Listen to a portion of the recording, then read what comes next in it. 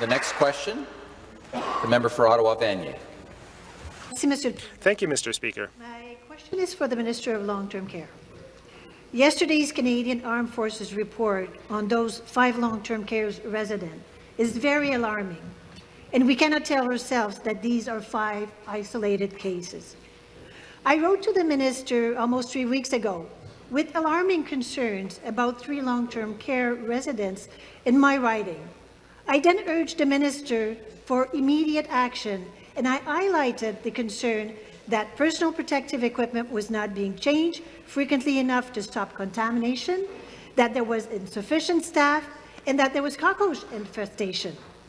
This is simply unacceptable. Clearly, the traffic light green, yellow, red method is not working.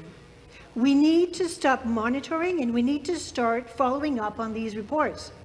Can the Minister commit to actually following up with every long-term care resident that report the need for any type of support?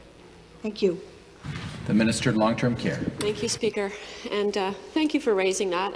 And we have heard from you and others, and that's why we have an integrated system with Ontario Health, with local hospitals, to be engaged in what's going on in those long-term care homes with their infection prevention and control teams. What we need is an integrated system, and that's what our government has been doing with Ontario Health, the Ontario Health teams, the integration of the acute care expertise, infection control in our long-term care homes, the rapid deployment teams, the SWAT teams, and that is exactly what we've been doing. And it's important to understand that this is not a normal time.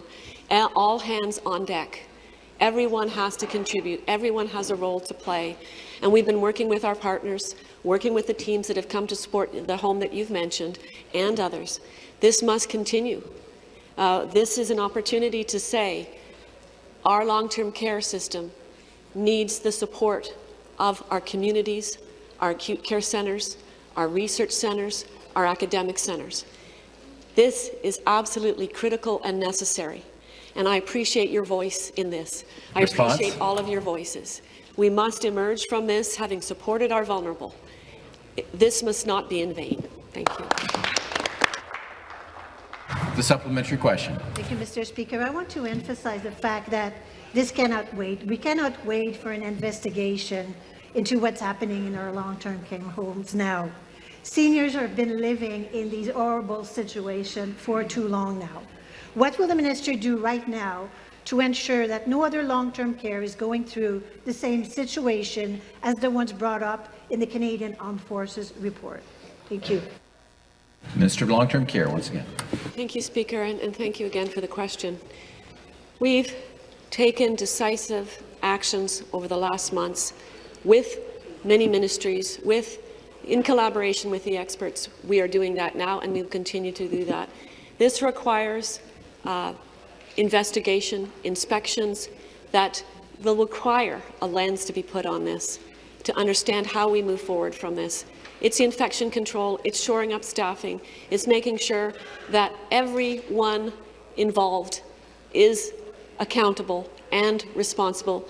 I cannot be accountable for COVID, but I do take ownership of what is happening, and it's incredibly important that we take ownership, that we solve these issues.